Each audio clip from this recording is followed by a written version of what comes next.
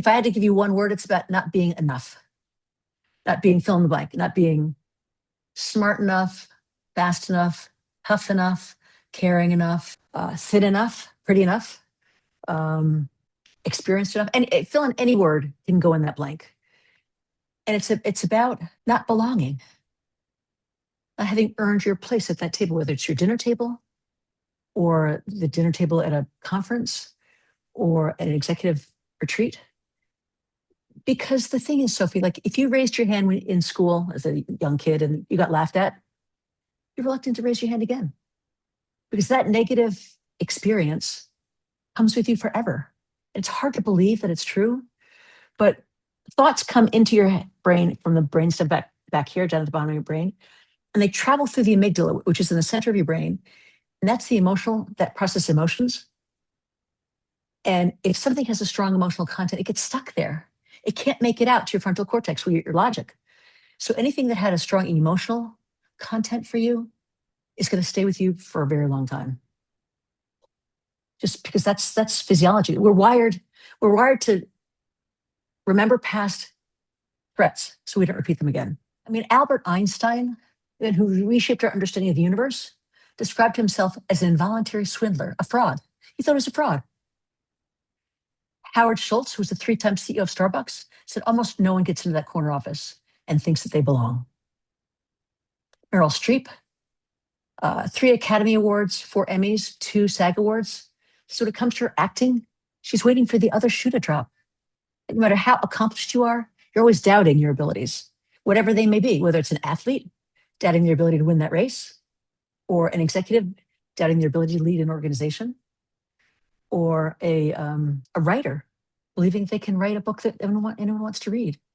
It's about doubting your abilities in every aspect. I mean, people are so accomplished.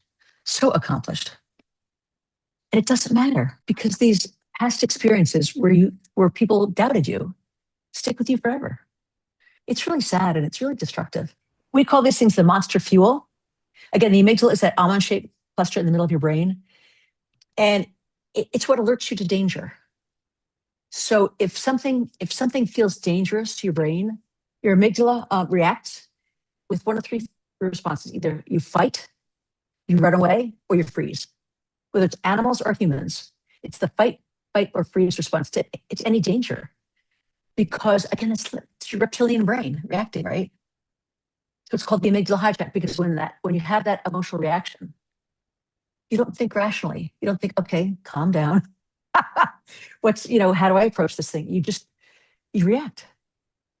And what's interesting, Sophie, is that typically our bodies react before our minds do. So if I find my stomach getting tight in a knot, I know that my amygdala is being hijacked. And I have to just say, all right, take a breath, pause. Okay, now think, rather than just reacting. And usually when I say something I shouldn't have said, it's because my amygdala hijacked me, right? And I just blurt it out versus taking the time to think about something. It's another monster fuel. It's when we do something unconsciously to give us a good excuse when we fail to perform. So I'll tell you a true story. I just gotten a big promotion. I'm a member of the executive team, and the team was leaving on Sunday night to travel to Europe for a 5-day, I used to call it the 10 death march, because we'd go 5 countries, 5 days. It was exhausting. And on Sunday, I was scared to death.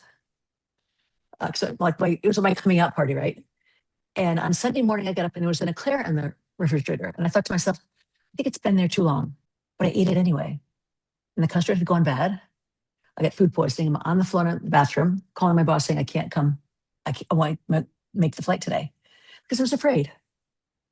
So I finally got all that poison out of my system. I went the next day, but it was protecting myself from meeting at the airport, not saying the right thing, not doing the right thing, and then feeling like a failure. So, I mean, some people procrastinate, and then when things don't go well, they say, I didn't have enough time.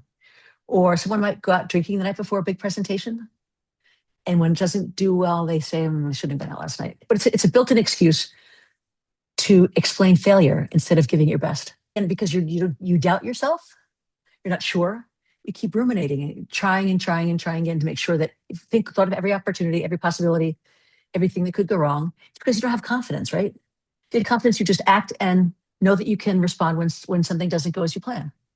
But if you don't have confidence, you keep editing and checking and rethinking to make sure that you've got every base covered. And while you're burning up time where you could be doing something actually more productive. It's to prevent failure. A friend of mine, I was talking to her about something I was worried about. And she said to me, Suzy, what's the worst thing that could happen if you do that? I thought about it. And I realized it was really nothing. It was a little thing, and I could certainly, respond to it if it happened. And I feel like you think that there's a dragon under the bed, and you get down to check. It's just a dust bunny. It's nothing, right? But by ruminating, by overthinking, we brace ourselves. We don't take action for fear, as you said, for fear something that may never happen, probably won't happen.